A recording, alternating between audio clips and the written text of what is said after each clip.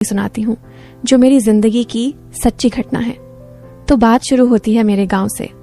हमारा गांव छोटा सा है, नाम है हरिपुर। यहाँ घर बड़े बड़े नहीं, लेकिन लोग दिल के साफ हैं। मैं अपने माँ बाप की इकलौती लड़की हूँ। पापा खेती करते हैं और माँ घर संभालती हैं। मैं कॉलेज जाती हूँ पास के शहर में बस से। रोज सुबह उठती हूँ, नहाती हूँ और तैयार होती हूँ। नहाने के समय मैं खुद को आईने में देखती हूँ। मेरी बॉडी पर पानी की बूंदें गिरती हैं तो ऐसा लगता है जैसे कोई मोती बिखरे हों। मैं सोचती हूँ कि अगर कोई लड़का मुझे ऐसे देख ले तो क्या होगा, लेकिन घर में तो कोई नहीं है ऐसा।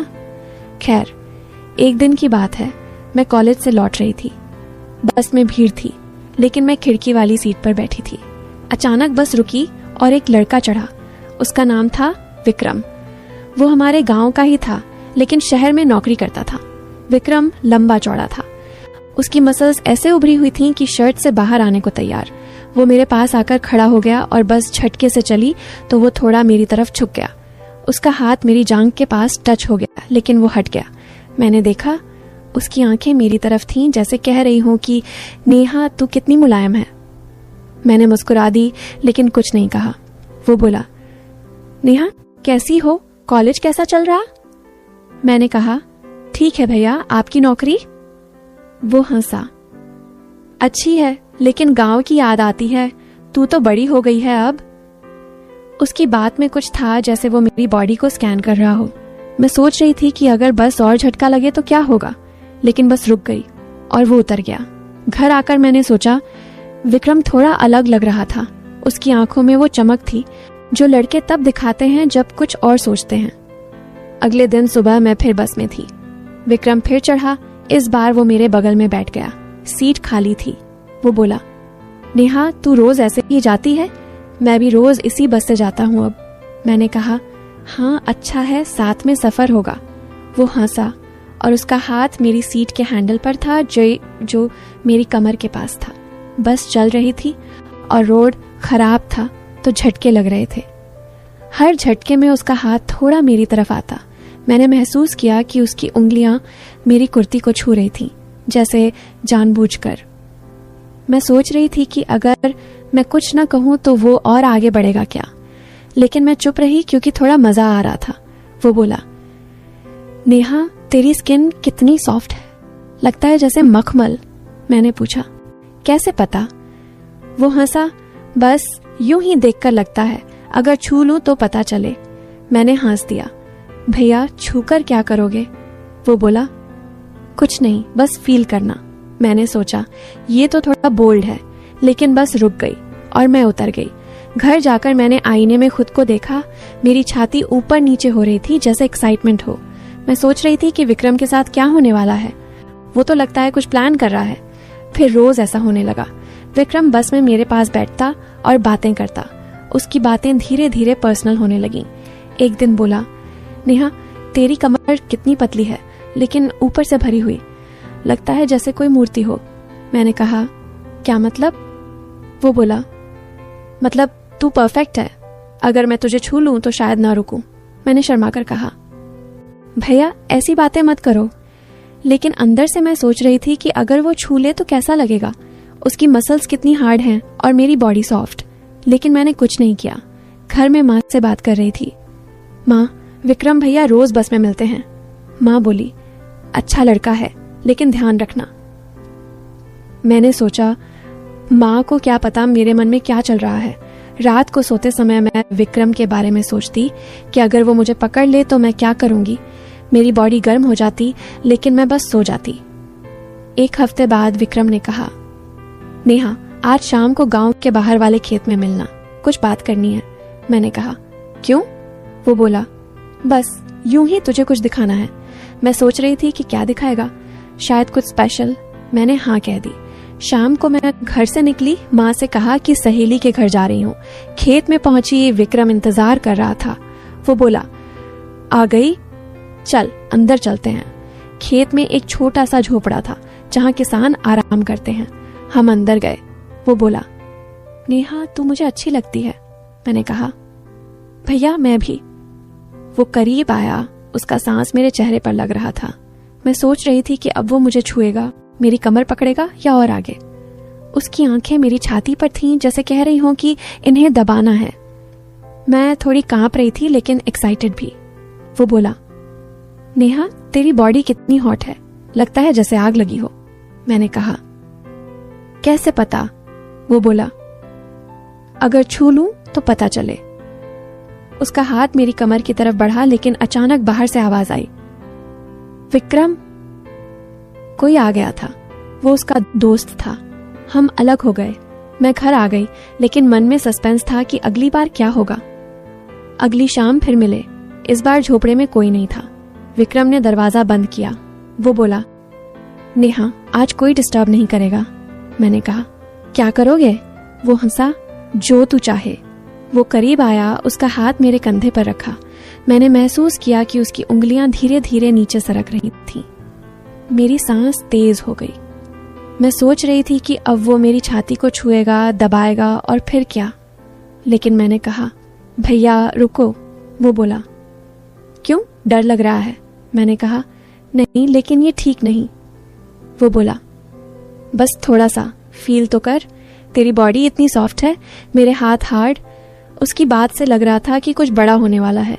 उसने मुझे दीवार से सटा दिया। उसका बदन मेरे बदन से सटा। मैं महसूस कर रही थी उसकी गर्मी। लेकिन अचानक मुझे याद आया कि घर पर माँ इंतजार कर रही होगी। मैंने धक्का दिया, आए नहीं भैया, मैं जा रही हूँ, और भाग आई। घर आकर मैं बिस्तर पर लेटी। मेरी बॉडी अभी भी गर्म थी। मैं सोच रही थी कि अगली बार रोक पाऊंगी क्या। धीरे धीरे दिन बीतते गए। विक्रम से रोज बात होती, बस में, खेत में। एक दिन बोला, नेहा तेरी जांघें कितनी मोटी हैं, लगता है जैसे तकिया, अगर सर रखूं तो नींद आ जाए। मैंने हंसकर कहा, भैया आप भी ना। लेकिन अंदर से सोच रही थी कि अगर वो सर रखे तो क्या होगा, वो और आगे बढ़ेगा क्या। हमारा मिलना बढ़ गया। एक दिन वो मुझे गांव के पीछे वाले तालाब के पास ले गया। वहां पानी था लेकिन कोई नहीं था। वो बोला, नेहा पानी में उतरे? मैंने कहा, नहीं, कपड़े गीले हो जाएंगे। वो बोला, तो क्या उतार दें? उसकी बात से लग रहा था कि वो मुझे देखना चाहता है। मैं शर्मा गई लेकिन थोड़ा पानी में पैर डाले। वो मेरे पैर छूने लगा। कितने मुलायम हैं, ऊपर तक छू लूं? मैंने कहा, नहीं। लेकिन वो हंसता रहा। मैं सोच रही थी कि अगर मैं हाँ कह दूं तो वो मेरी जांघों को छुएगा, दबाएगा और फिर क्या। सस्पेंस बढ़ता जा रहा था। फिर एक दिन विक्रम ने कहा, नेहा आज रात मिलना, मेरे घर पर कोई नहीं है। मैं सोच रही थी कि रात में घर पर, यह तो कुछ सीरियस है क्या है। मैंने हाँ कह दी क्योंकि क्यूरियस थी। रात को चुपके से गई। उसका घर छोटा था लेकिन अंदर साफ। वो बोला, आ बैठ। मैं बिस्तर पर बैठी। वो मेरे पास आया, लाइट कम कर दी। उसका हाथ मेरी कमर पर रखा। मैं कांप रही थी। वो बोला, नेहा आज मैं तुझे दिखाता हूं कि कितना मजा है। उसने मुझे लिटा दिया, उसका बदन मेरे ऊपर। मैं महसूस कर रही थी उसकी ताकत। उसकी उंगलियां मेरी कुर्ती के बटन की तरफ गईं। मैं सोच रही थी कि अब खोलेगा, मेरी छाती देखेगा, छुएगा और फिर सब कुछ। लेकिन अचानक दरवाजे पर नॉक हुई। उसकी माँ आ गई थी अचानक। मैं पीछे के दरवाजे से भागी।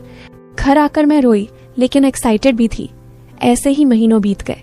विक्रम की बातें, उसके टच सब बढ़ते गए। वो कहता, नेहा तेरी बॉडी मेरे लिए बनी है, मैं तुझे ऐसे पकड़ूंगा कि तू चीखेगी मजे से। मैं हंसती लेकिन अंदर से सोचती कि कब होगा। गांव में लोग हमें देखने लगे लेकिन कुछ नहीं कहते। एक दिन वो मुझे जंगल की तरफ ले गया। वहां घना था। वो बोला, यहाँ कोई नहीं आएगा। उसने मुझे पेड़ से सटा दिया, करने लगा गर्दन पर। मैंने महसूस किया उसके होठों की गर्मी। उसका हाथ नीचे सरक रहा था। मैं सोच रही थी कि अब तो हो जाएगा, वो मुझे पूरा फील कराएगा। लेकिन अचानक बारिश नहीं बल्कि एक जानवर की आवाज आई और हम भागे। धीरे धीरे मैं समझने लगी कि विक्रम सिर्फ बातें करता है लेकिन कुछ करता नहीं। लेकिन मैं क्यों रुक रही थी? क्योंकि मजा आ रहा था उस सस्पेंस में। लेकिन एक दिन सब बदल गया। विक्रम ने कहा, नेहा मैं तुझे शहर ले चलूंगा, वहां होटल में, वहां सब होगा। मैं सोच रही थी कि अब तो पक्का कुछ फिजिकल होगा, वो मुझे पूरा अपना बना लेगा। मैं तैयार थी। लेकिन जब हम जाने लगे बस में, अचानक विक्रम बोला, नेहा रुक, मुझे कुछ बताना है। वो बोला, मैं तुझे प्यार करता हूं लेकिन असल में मैं तेरी रक्षा करना चाहता हूं। ये सब मैं इसलिए कर रहा था क्योंकि गांव में एक बदमाश लड़का तेरे पीछे था। मैं उसे डराना चाहता था कि तू मेरी है, लेकिन अब वो चला गया। मैं कभी कुछ गलत नहीं करना चाहता था, तू मेरी बहन जैसी है। मैं स्तब्ध रह गई। ये ट्विस्ट था, सब एक प्लान था मेरी सुरक्षा के लिए। मैं रोई लेकिन खुश हुई। विक्रम अच्छा इंसान था, हम दोस्त बन गए और गांव में सबने कहा कि नेहा की कहानी अच्छी है। अब मैं खुश हूं और ये मेरी कहानी है। अरे सुनो, वो जो मैंने सारी कहानी सुनाई ना, विक्रम भैया की बस में टच, खेत में झोपड़ा, रात को घर पर लिटाना, किस करना, बटन खोलने की कोशिश, सब कुछ, वो सारी बातें सच थीं, लेकिन आधी सच। असल में विक्रम भैया मेरे सगे भाई नहीं थे, पर मम्मी पापा ने मुझे हमेशा यही बताया था कि वो दूर के रिश्ते का भाई है। गांव वाले भी यही जानते थे। पर एक दिन, ठीक उसी दिन जब हम शहर भागने वाले थे सब कुछ करने के लिए, बस स्टैंड पर खड़े थे, मैंने उसका फोन देख लिया। अनलॉक था। एक मैसेज खुला हुआ था जो किसी लड़की को गया था। बेबी, आज रात नेहा को होटल में ले जा रहा हूँ, उसकी वर्जिनिटी आज टूटेगी। तूने जो दवा दी थी वो पानी में मिला दी है, वो कुछ समझ नहीं पाएगी। फिर तू भी आ जाना, हम तीनों मिलकर मजा लेंगे। वीडियो भी बनाऊंगा, बाद में ब्लैकमेल करके पैसे ऐंठेंगे। ये गांव की माल हमेशा के लिए हमारी हो जाएगी। मैंने फोन पढ़ा और मेरी सांस रुक गई। मैं चुपके से उसका फोन जेब में डाल दिया और बोली, भैया मुझे पेशाब लगी है, 2 मिनट। वो हंसकर बोला, जल्दी आना, बस आने वाली है। मैं टॉयलेट की तरफ गई, पर सीधा बस स्टैंड के बाहर निकली। वहां पुलिस चौकी थी। मैं अंदर घुसी और सिपाही अंकल को सारी बात बताई, फोन भी दिखाया। पुलिस ने तुरंत विक्रम को पकड़ लिया। बस में बैठने से पहले ही हथकड़ी लग गई। जब पुलिस ने विक्रम से पूछताछ की तो पता चला वो मेरा भाई वगैरह कुछ नहीं था। दरअसल मैं पैदाइशी नहीं थी उनकी, मुझे 5 साल की उम्र में किडनैप करके लाया गया था।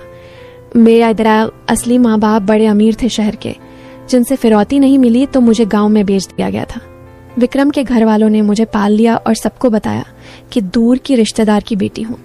विक्रम को जब पता चला कि मेरे असली घर वाले अब भी मुझे ढूंढ रहे हैं और पुलिस के पास मेरा डीएनए मैच कर गया है, तो उसने प्लान बनाया कि मुझे भगा के, मेरे साथ गलत करके, वीडियो बना के ब्लैकमेल करे ताकि मेरे असली मम्मी पापा से करोड़ों ऐंठ सके।